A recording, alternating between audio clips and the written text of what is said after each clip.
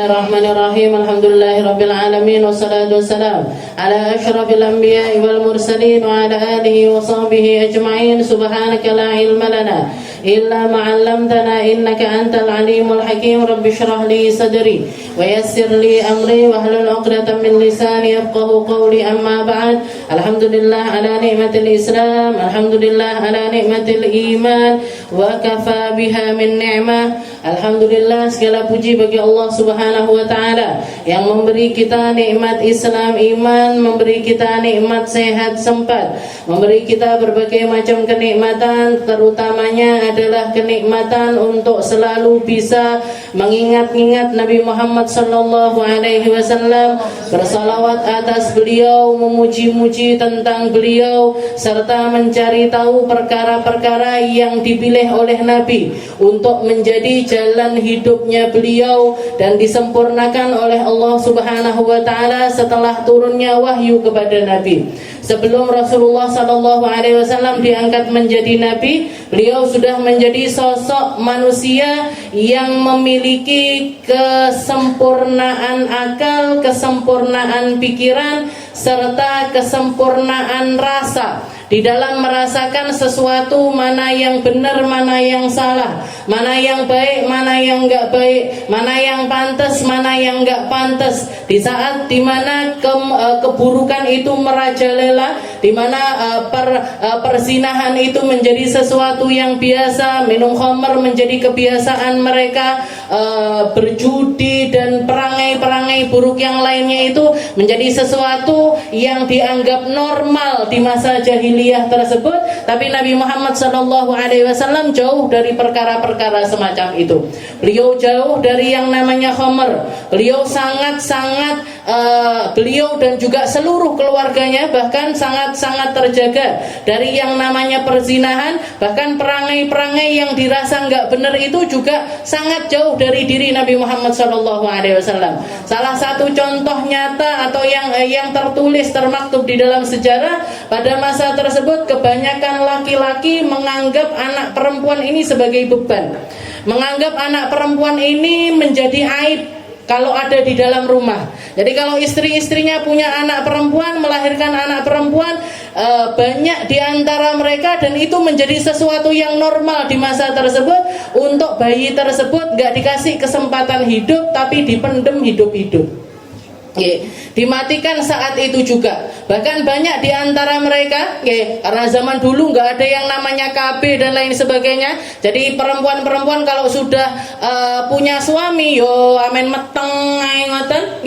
Jadi kalau sudah seperti itu, biasanya setiap rumah, apalagi yang punya istri banyak, karena di saat itu bahkan punya istri itu unlimited. Jadi Islam itu sebenarnya ngungkret, duduk ngekei kelonggaran bagi laki-laki tapi ngungkret. Dulunya terserah mereka mau punya istri 10 kah, mau punya istri 20. Bahkan di dalam sejarah itu ada satu laki-laki datang kepada Nabi Muhammad, "Ya Rasul, saya mau masuk Islam tapi istri saya 20." "Ya Rasul, saya mau masuk Islam, istri saya 20." Katanya Nabi Muhammad, "Ceraikan yang 16, sisakan 4." Ceraikan yang 16, sisakan akeh banget sing dipegat. 16 yang disuruh nyeraikan, 4 yang disuruh mempertahankan sama Nabi Muhammad sallallahu alaihi. Dan itu normal zaman itu. Jadi banyak di antara rumah tangga itu bahkan yang kalau istilahnya nyepakne ruang melahirkan untuk istrinya, dan di bagian bawah ranjang itu sudah dikasih lubang. Jadi maksudnya apa? Begitu anak itu lahir kok perempuan, langsung dicemplung nih di dalam lubang tersebut, dipendem habis itu. Itu kebiasaannya orang-orang zaman jahiliyah tersebut. Tapi Nabi Muhammad SAW jangan tahu sendiri. Di dalam sejarah beliau nikah sama Sayyidah Khadijah di usia 40 tahun. Nabi Muhammad umur 25 tahun. Dan waktu itu langsung dikaruniai anak-anak. Dan kebanyakan anaknya Nabi itu perempuan semuanya. lahir Sayyid Qasim disayang-sayang, lahir Sayyidah Zainab disayang juga sama Nabi. Lahir Sayyid Abdullah disayang sama Nabi. Lahir Sayyidah Ruqayyah, Ummu Kulthum, bahkan Sayyidah Fatimah Zahra, semuanya enggak dibedakan sama Nabi di dalam kasih sayangnya Rasul. Dan semua putrinya Nabi lahir sebelum Rasulullah SAW diangkat menjadi Nabi. Putri terakhirnya Nabi Sayyidah Fatimah itu lahir 5 tahun sebelum Rasulullah diangkat jadi Nabi. Jadi Rasulullah umur 35 tahun itu beliau dikaruniai Sayyidah Fatimah Zahra. Itu pun pada saat itu pun beliau enggak membedakan, istilahnya enggak terus anakku perempuan ngeresulo atau sedih atau gimana, enggak sama sekali.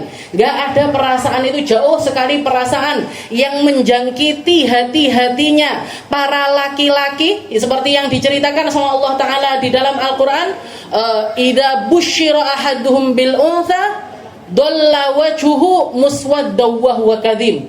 Kalau mereka dikasih kabar gembira istrinya melahirkan anak perempuan, mukanya langsung berubah hitam kelam karena marah. Asline nesu karo sapa? Wong anak-anake dhewe. Anaknya sendiri, istrinya ini juga punya andil apa istilahnya? Memangnya dia bisa nentukan anak ini laki, anak ini perempuan.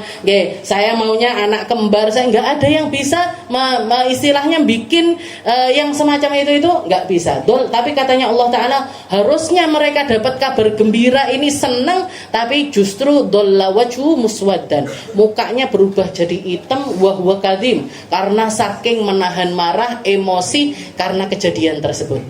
Rasa marah yang nggak masuk akal, logika yang sangat-sangat jauh dari sesuatu yang lurus. Tapi Nabi Muhammad SAW jauh dari segala perkara tersebut. Itu Nabi kita, Nabi Muhammad SAW.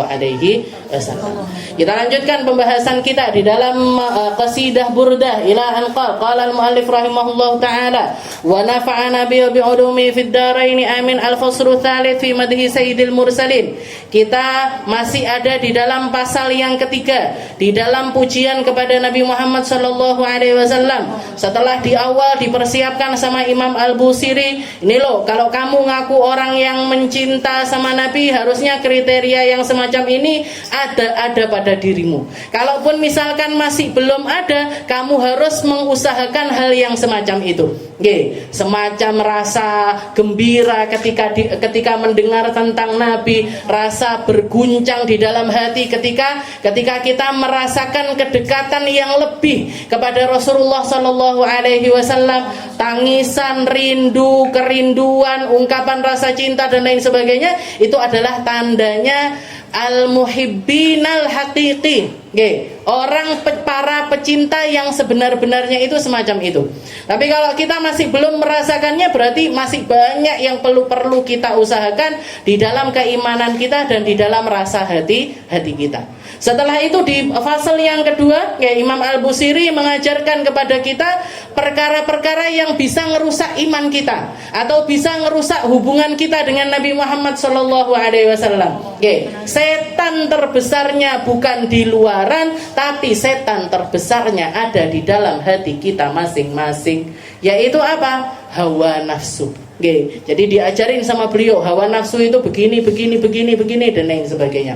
Nah, sekarang di pasal yang ketiga, beliau merasa kalau orang-orang sudah bahas bab 1, bab 2, mereka siap untuk nyari tahu lebih tentang Nabi Muhammad. Karena berarti apa? Berarti perasaan mereka sama Nabi ini datang dari rasa yang benar. Karena banyak orang dekat sama Nabi tapi rasanya nggak benar. Banyak orang serawung sama Nabi tapi nggak dikasih sama Allah Ta'ala perasaan yang benar. Banyak diantara mereka interaksi sama Rasulullah SAW, tapi interaksinya mereka, kedekatannya mereka tidak membuat mereka mulia di sisi Allah Subhanahu Wa Ta'ala, karena mereka nggak tahu sosok Nabi Muhammad secara benar, nggak tahu gimana caranya memandang Nabi dengan benar, nggak tahu gimana caranya mencari rasa yang benar ketika Rasulullah itu ada di depan mereka atau di hadapan mereka. Semacam Abu Jahal, semacam Umayyah bin Khalaf, semacam Syaibah, Utsbah bin Rabi'ah dan lain sebagainya, orang-orang kafir Quraisy, banyak di antara, bahkan sebagian di antara mereka itu serawungnya luar biasa sama Nabi. Bahkan dikatakan Abu Jahal itu, kalau misalkan kalau misalkan dia itu masuk Islam, hafid Al-Quran dia itu, apal Al-Quran itu apal. Kenapa? Karena dia merasakan ketenangan ketika mendengarkan. Jadi dikatakan Abu Jahal itu senengane ben bengi, kalau sumpek-sumpek, ngiteri rumahnya Nabi Muhammad, sama kupingnya ditempelin di tembok rumahnya Nabi. Abu Jahal ini tahu jadwalnya Rasulullah sholat malam. Terus beliau baca Al-Qur'annya malam-malam itu jam berapa apal. Dan dia nguping di pinggir temboknya Rasulullah Sallallahu Alaihi Wasallam. Sudah kayak gitu loh, ya pangganda iman. Bahkan dapat julukan Abu Jahal. Makanya julukannya itu Abu Jahal. Sak bodoh-bodohnya uangnya Abu Jahal. Deketnya kayak gitu sama Rasul. Dengernya ayat Al-Quran luar biasa banyak. Dengernya ayat Al-Quran luar biasa banyak. Bahkan gak jarang di antara ayat-ayat tersebut yang dia itu sampai hafal sama ayat-ayatnya. Sampai apal tapi ndak dapat hidayah dari Allah Subhanahu. Apa yang menghalangi? Sombong. Apa yang menghalangi? Gengsi. Apa yang menghalangi? Nggak terima. Kenapa kok ayat ini turunnya ke Muhammad bukan ke orang lain? Kenapa kok bukan yang ini?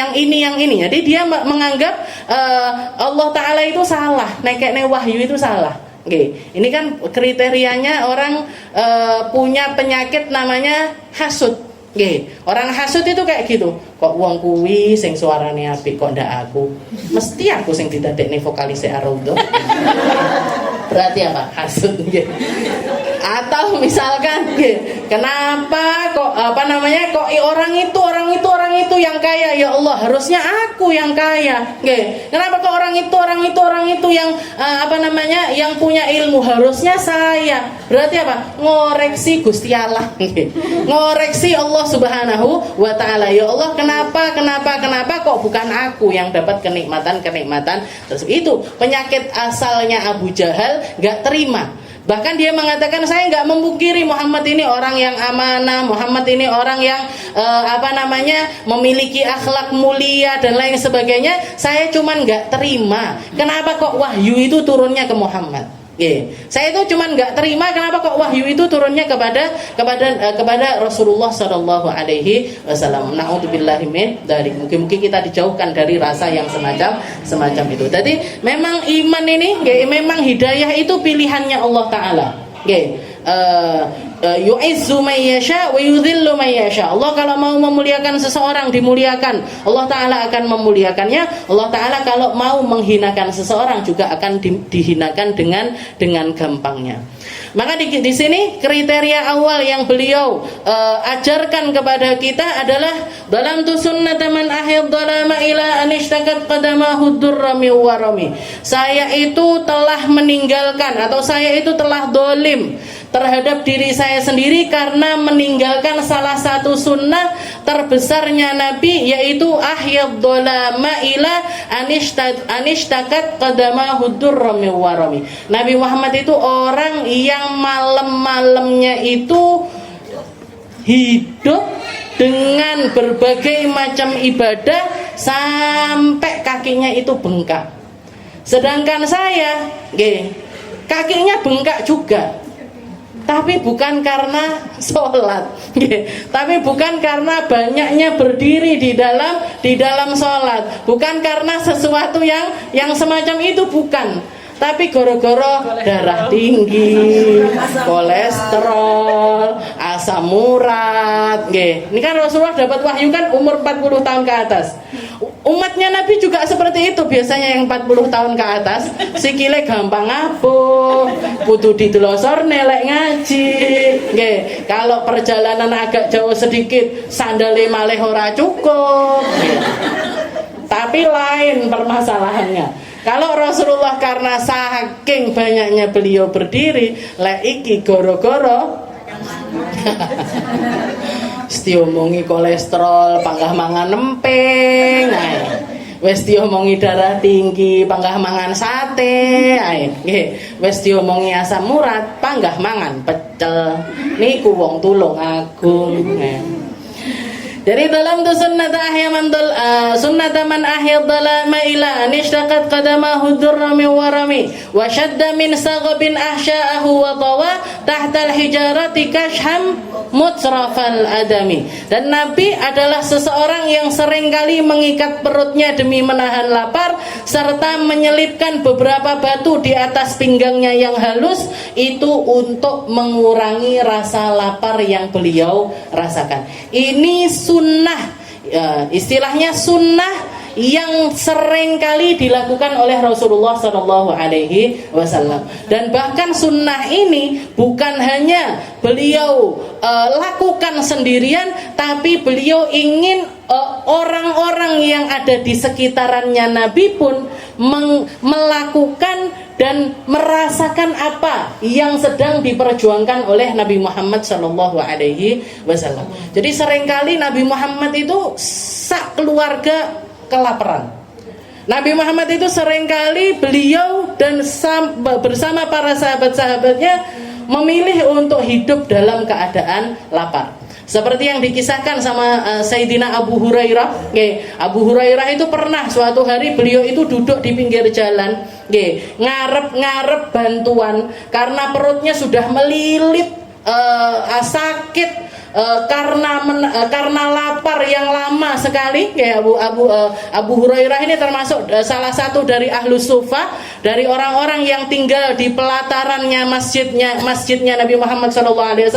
Jadi setiap kali, jadi mereka nggak kerja, mereka nggak punya rumah, mereka nggak punya penghasilan, mereka hanya makan kalau di rumahnya Nabi ada makanan.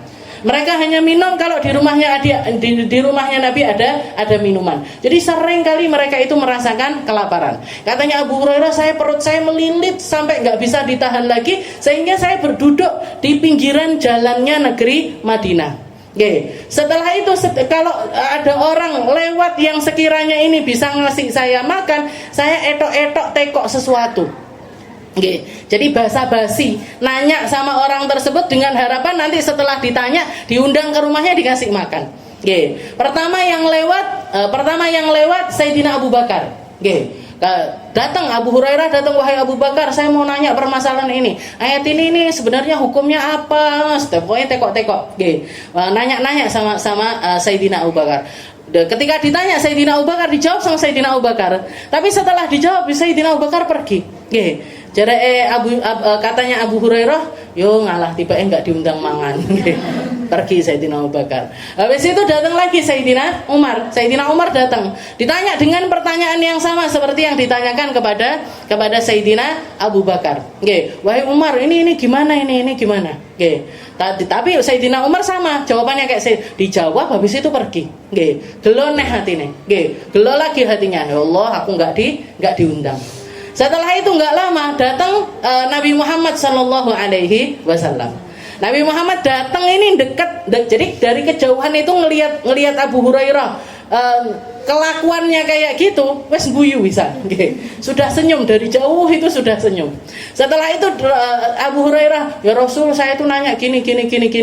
Rasul dijawab sama Rasul, tapi juga sambil tersenyum. Setelah selesai pertanyaannya dijawab, katanya Rasul, aku eruh sing mok pilih dia seline. Ini cuman basa-basi aja kan. Aku ngelihat kamu tadi nanya sama Abu Bakar, ya pertanyaan yang sama. Aku ngelihat kamu nanya sama Sayyidina Umar, pertanyaan yang sama. Ini ngapain kamu nanya sama orang tiga, pertanyaannya sama, dijawab itu kenapa? Saya tahu permasalahan yang ada di dirimu. Diawe sama Rasul, diajak pulang ke rumahnya. Ayo kita cari apa yang bisa dimakan, apa yang bisa dikonsumsi. Pulang ke rumah Rasulullah nanya sama salah satu, jadi jatah istrinya siapa, Rasulullah masuk ke rumah tersebut ditanya, hal fina syai', apa ada sesuatu yang bisa dimakan diminum di rumah ini? Kata istrinya Nabi, ada ya Rasul. Ini ada orang Ansar yang menghadiahi kita seceret laban, seceret susu. Ini ada seceret susu. Ini bisa kalau istilahnya buat susu kan ya lumayan kenyang gitu. Kalau masih oleh wong Indonesia mek ngombe tok niku nggih nyelilit yo. Nah, tapi kalau orang-orang dulu itu sudah termasuk mengenyangkan buat mereka. Ini ya Rasul ada seceret susu. Maka susunya itu dipegang sama Rasulullah, ceretnya itu dipegang sama Rasulullah. Setelah itu Rasulullah bilang ke Sayyidina Abu Hurairah, "Wahai Abu Hurairah, pergi kamu ke Ahlus Sufah, undang mereka semuanya untuk datang ke sini." Oke, jajal jenengan perasaannya kalau ada di posisinya Abu Hurairah pripun? Nggih. Wis luwe, nggih. Wis di depannya ini sudah ada susu, nggih. Sak ceret mean, nggih, cuman satu ceret, nggih. Disuruh sama Rasulullah untuk berangkat ke Ahlu Sufah untuk ngundang ahlu Sufah. Itu kalau saya yang berdiri di depannya Nabi, ya Rasul, tak ngombe sik sak gelas ya Rasul.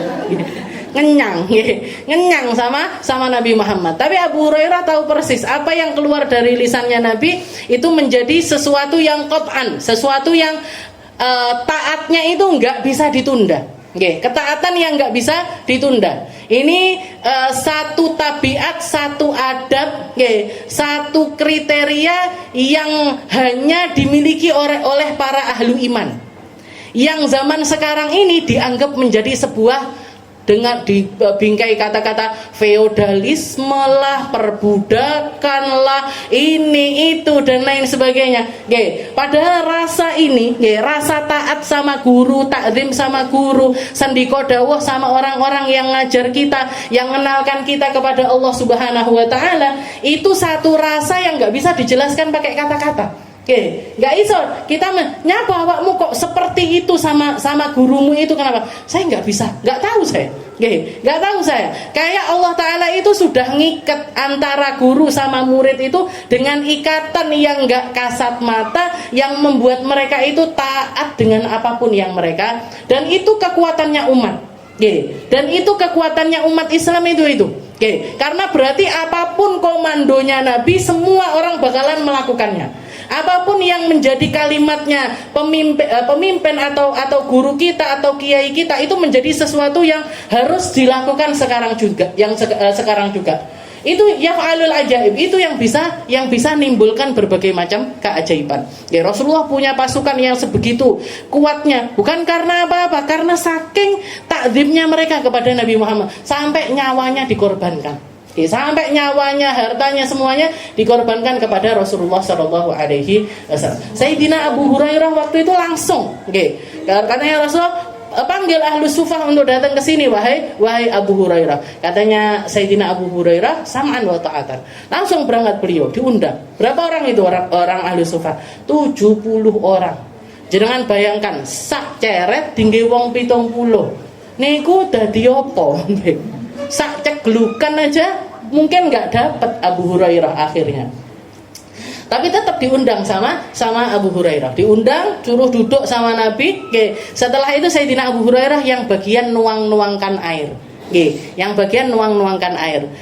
Ketika nuang-nuang ini nih, beliau itu sempat nengok ke Rasul. Jawane ngono nggih. Ya Rasul, mbok aku kon ngombe dhisik apa piye?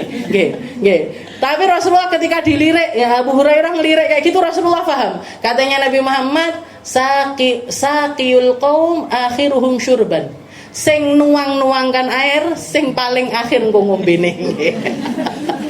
Nah, orang ahli khidmah biasanya pancen entuke keri dhewe. Kadang-kadang ora komanan berkat, kadang-kadang ora komanan jajan, kadang-kadang ora komanan hal-hal yang semacam itu. Nah, emang kenapa? Katanya Nabi, saqiyul qaum akhiruhum syurban. Kalau ada sisanya nanti kamu yang minum, wahai Abu Hurairah. Kalau misalkan enggak ada sisanya, wis nasib. Nasib. Ya sudah, akhirnya begitu dijawab seperti itu sama Nabi, beliau nuangkan lagi. Dituang, katanya Abu Hurairah. Tapi setiap kali aku nuang, tak balikkan kayak gini lagi, kayaknya nggak berkurang sama sekali. Saya tuangin lagi, saya balik gini lagi, nggak berkurang lagi. Jadi 70 orang itu semuanya minum, dan setiap orang itu, jadi ngambil wadah gini, mereka minum. Misalkan dihabiskan satu mangkok itu, kok kurang mereka minta lagi. Kurang, wahai Abu Hurairah, minum lagi. Kurang, wahai Abu Hurairah, minum lagi. Kurang lagi. Sampai dikatakan semua yang duduk di situ itu, mereka mengatakan la najidu maslakan fi unuqina ya. Ini wes mentok segini. Jadi kenyangnya itu sudah sampai kalau saya tambahi minum lagi muntah saya. Semua orang 70 itu minum dari satu ceret itu warek kabeh, keluar dari rumahnya Nabi itu semua dalam keadaan kenyang. Sampai udah selesai pulang semuanya, Rasulullah duduk. Jadi ini ceret dibawa di hadapannya Nabi. Sayyidina Abu Hurairah duduk di depannya Nabi. Setelah itu Rasulullah mengatakan, "Baqi ana wa anta ya Abahir." Tinggal kita berdua wahai Abu Hurairah. Ini minum ini tinggal kita berdua. Sekarang saya yang bagian nuangkan gelas kamu. Jadi kalau tadi kamu yang nuangin, sekarang saya yang nuangin ke gelas kamu. Dituangin ke gelas, Sayyidina Abu Hurairah minum. Dituangin lagi ke gelas, minum lagi. Terus seperti itu, sampai Rasulullah terus bilang, "Isyrab. Ngombe. Minum. Terus sampai katanya Abu Hurairah iki sampai bedetek nang jero weteng nggih, bedetek di leher saya sampai beliau mengatakan, "Ya Rasul, nyerah saya ya Rasul. La najidu maslakan." Nggih, bicara hal yang sama seperti yang diucapkan sama orang-orang 70 orang Ahlus Suffah itu tadi. Nggih, akhirnya Rasulullah guyu, nggih, setelah itu ganti Sayyidina Abu Hurairah menuang untuk Nabi, Rasulullah minum. Nggih. Jadi rasa lapar, nggih. Orang ketika lapar, nikmatnya makan, nikmatnya minum itu sudah beda. Dan ketika rasa lapar itu menjadi sebuah kebiasaan, mereka yang ada di dalam hatinya orang-orang Muslim ini adalah bahwasanya lapar ini ya memang bagian hidupnya orang Muslim. Ya memang menjadi sesuatu yang nikmat aja jalaninnya, meskipun kita harus lapar, meskipun kita harus haus, tapi ini adalah sesuatu yang nggak apa-apa aja umat Muslim itu mengalami hal yang semacam itu. Itu akhlak yang ingin Nabi Muhammad tanamkan, yang dirasakan juga kepada orang-orang yang ada di sekitarannya Rasulullah Shallallahu Alaihi Wasallam. Jadi dikatakan sunnahnya Nabi yang pertama adalah beliau malam-malamnya dihiasi dengan ibadah. Setelah itu hari-harinya beliau sering kali lapar, sering kali haus, bahkan nggak jarang perutnya itu harus dikasih sumpelan untuk menahan rasa lapar tersebut. Padahal katanya Imam Al-Busiri, warawadatsul jibalu syummu min dhahabin an nafsihi fa'araha ayyama syamami. Padahal di satu sisi semua gunung-gunung itu telah menawarkan dirinya kepada Nabi untuk dirubah menjadi emas-emas. Rasulullah punya akhlak yang semacam itu, lapar, haus, sulit, jarang makan makanan yang enak, jarang menikmati kenikmatan kuliner yang sekarang ini menjadi sesuatu yang biasa bagi kita. Rasulullah jauh dari itu semuanya. Padahal di satu sisi warawadatul jibalu syummu min dhahabin, gunung-gunung yang tinggi itu telah menawarkan dirinya masing-masing untuk kalau Nabi Muhammad setuju mereka berubah jadi emas, dirubah sama Allah Ta'ala jadi emas. Kalau misalkan Rasulullah pengen ngambil istilahnya harta yang banyak dari gunung-gunung tersebut, mereka akan dengan sukarela memberikannya. Nabi Muhammad pengen apa? Air, mereka akan mengalirkan air. Nabi Muhammad minta apa? Gas, dikeluarkan gasnya. Nabi Muhammad minta apa? Batu bara, dikeluarkan. Minta batu-batu mulia, mereka akan mengeluarkan. Minta emas, minta perak, mereka bersedia untuk mengeluarkan itu semuanya di hadapan Nabi Muhammad SAW. Bahkan mereka menawarkan diri untuk membalas dendam kepada orang-orang yang menyakiti Nabi ketika Rasulullah diperlakukan dengan perlakuan yang enggak baik. Gunung-gunung yang ada di Taif itu sudah penjaga gunungnya sudah marah semuanya, ngadep Rasulullah SAW. Kata Imam, falaat biqannahum ya Rasul, akan aku hempaskan dua gunung ini, akan aku hancurkan para ahli Taif.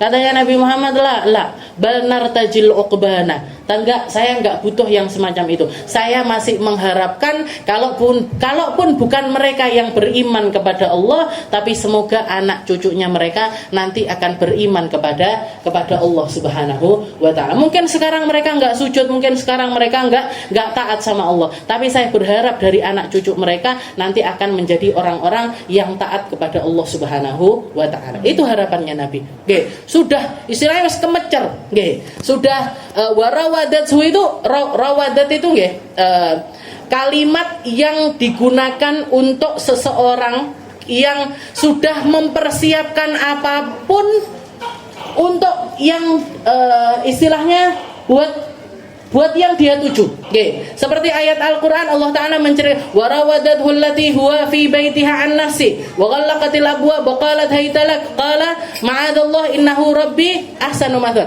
Seperti ketika Allah Ta'ala menceritakan tentang Zulaikha yang merayu Nabi Allah Yusuf. Nggih, ngerayu Nabi Allah Yusuf ketika Nabi Allah Yusuf sudah beranjak remaja, jadi laki-laki yang badannya tinggi, tegap, ganteng luar biasa. Zulaikha tertarik sama Nabi Allah Yusuf dan saat itu warawadathu an nafsi. Nggih. Jadi Zulaikha itu menawarkan dirinya terang-terangan kepada Nabi Allah Yusuf dan sudah mempersiapkan semuanya untuk melampiaskan hasratnya tersebut.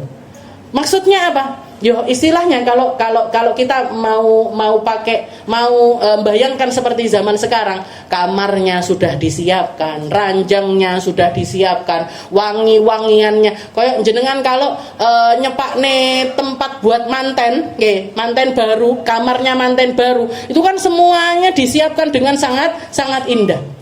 Dan penjaga-penjaganya diusir semuanya, tentara-tentara yang karena dia kan pejabat, istilahnya istrinya pejabat.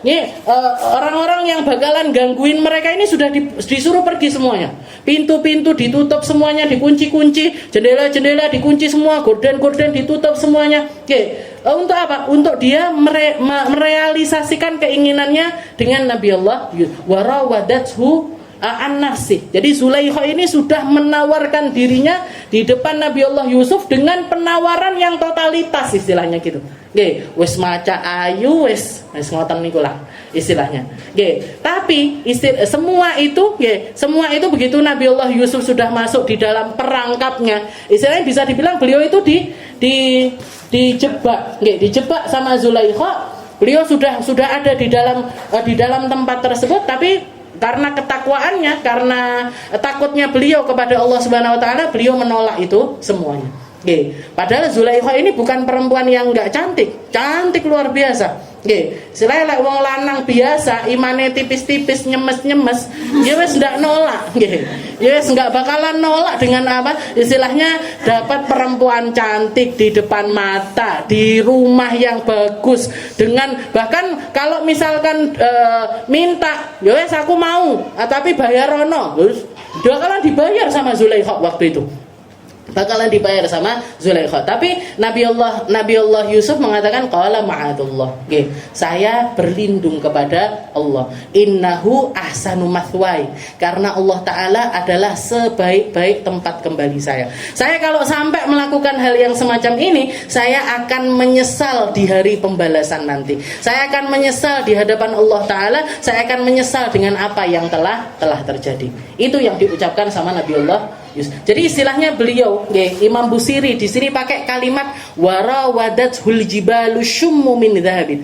Semua gunung-gunung itu sudah melakukan berbagai cara untuk menawarkan kekayaannya, untuk menawarkan apa yang mereka punya. Kalau misalkan Rasulullah minta mereka berubah jadi emas, dan Allah Ta'ala mengabulkan hal tersebut, mereka akan dengan sukarela berubah jadi emas. An-nafsi fa'araha ayyama syamami. Namun yang terjadi Rasulullah menolak itu semuanya. Rasulullah enggak mau. Rasulullah enggak mau gunung-gunung itu berubah menjadi emas. Kenapa? Karena Nabi Muhammad memilih untuk hidup dengan cara zuhud. Apa Rasulullah takut sama dirinya? Hasya wa kalla. Apa Rasulullah itu takut? kalau beliau punya harta nanti beliau akan tertipu dengan dunia. Nggak mungkin, Bu. Nabi Muhammad itu maksum, terjaga dohir batin, terjaga cara pikirnya, terjaga lintasan hatinya, terjaga apapun yang keluar dari beliau. Kalau kita ini kan nggak ada yang jaga. Kita kalau punya duit sama nggak punya duit, kita punya duit sama nggak punya duit itu bisa jadi berubah 180 derajat keadaan kita. Orang yang biasa punya, orang yang biasa punya, tahu-tahu jatuh jadi orang yang nggak punya. Bisa jadi dia nggak bisa taat di dalam ketidakpunyaannya. Orang ketika kaya, orang ketika kaya, ibadahnya dia itu kan syukur. Gitu.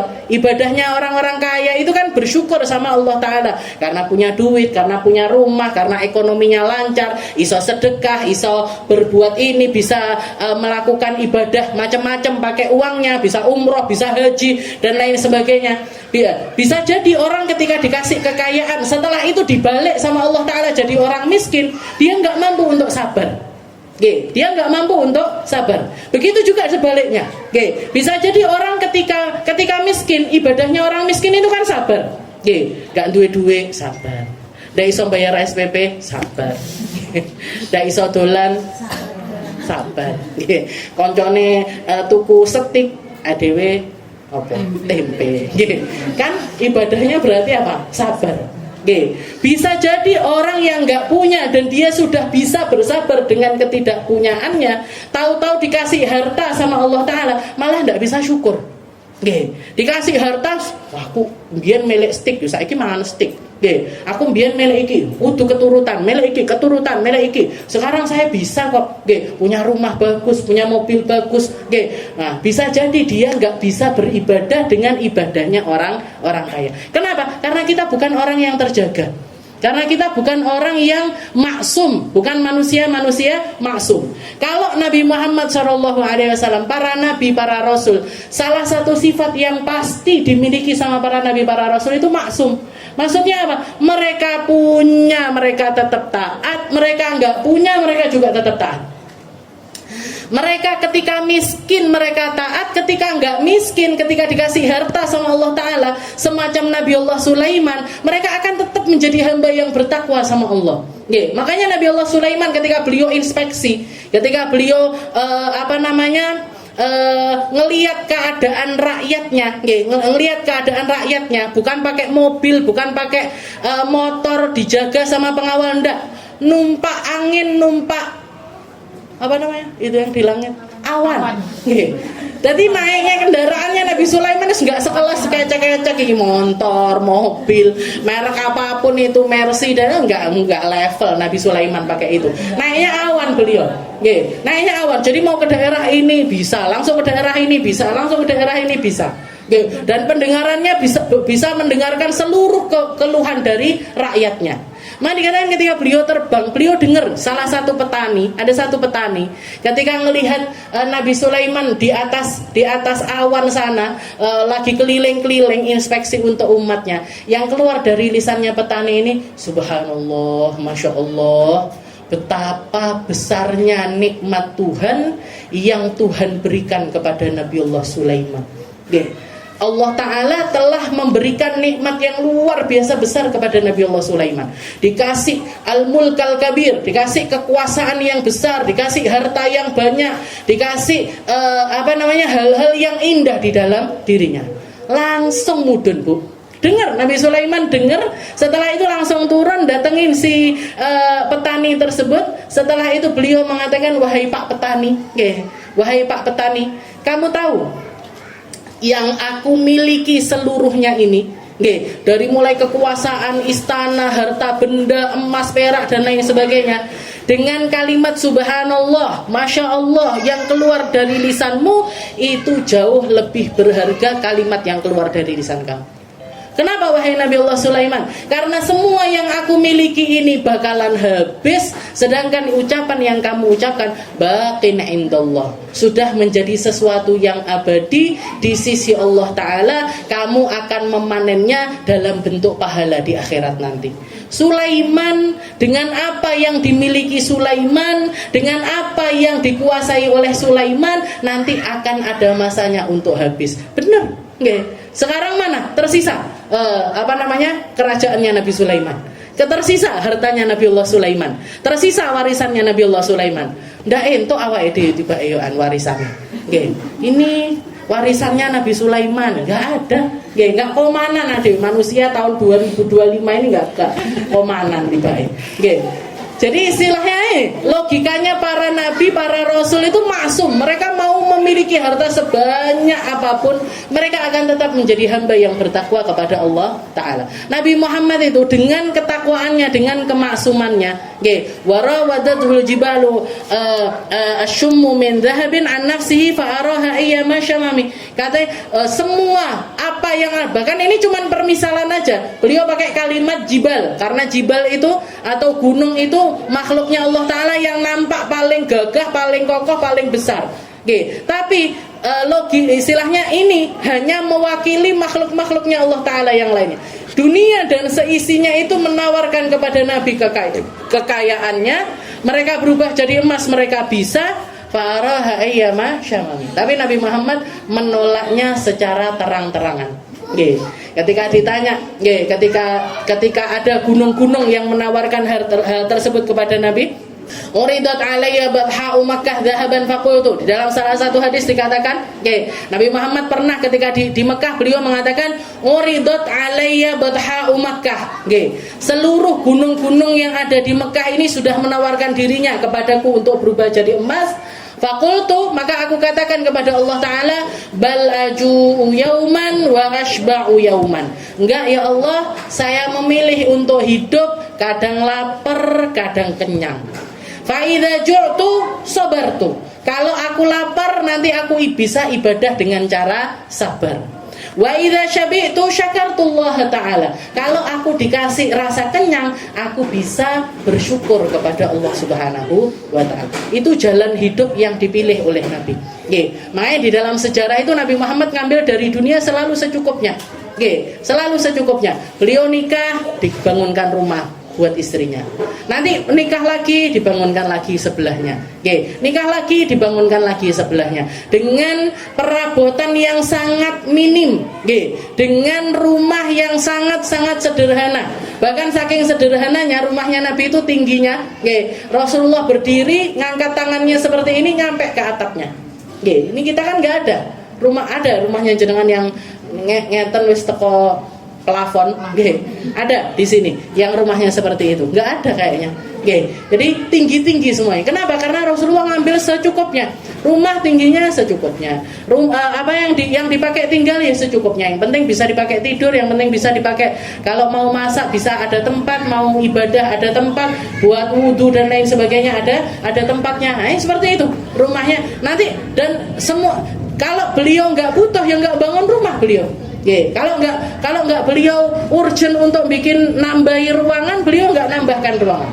Itu hidupnya Rasulullah Shallallahu Alaihi Wasallam. Baju yang dipakai yaitu berapa yang beliau butuhkan, berapa yang dibutuhkan untuk dipakai. Lagi musim panas, yang penting lagi musim panas ada pakaian musim panas, lagi musim dingin ada pakaian musim dingin, cukup buat Nabi. Mau perang ada alat perangnya, ada kendaraan perangnya. Beliau nggak pernah ngambil dari dunia ini lebih dari apa yang dibutuhkan oleh warawadatuhul jibalu syummu min dhahabin an nafsi fa'araha ayyama syamami wa akkadat zuhdahu fiha daruratahu inna darurata la ta'du 'ala al-isami. Katanya Imam Al-Busiri, dan yang lebih mentakkidkan bahwasanya yang semacam ini, zuhudnya Nabi ini menjadi sesuatu yang menjadi pilihannya beliau. Inna darurata la ta'du 'alal isami. Beliau itu di dalam keadaan darurat sekalipun beliau tetap memilih hidup dengan cara yang semacam itu. Dalam keadaan darurat semacam apapun, Rasulullah pernah diboikot selama 3 tahun. nggak makan apa-apa kecuali kalau ada orang ngirim baru ada makanan. Kalau nggak seperti itu, beliau sak keluarga ini makan dari daun-daunan. Dalam keadaan sudah makan daun itu loh. Sudah dalam keadaan makan daun, lapar yang nggak karu-karuan sampai harus makan daun. Beliau tetap nggak minta sama Allah Ta'ala, ya Allah rubah ini jadi emas, ya Allah rubah ini jadi makanan, rubah ini jadi tepung, rubah ini jadi air. Nggak minta sama Allah Ta'ala. Beliau memilih untuk bersabar dalam kondisi tersulit sekalipun.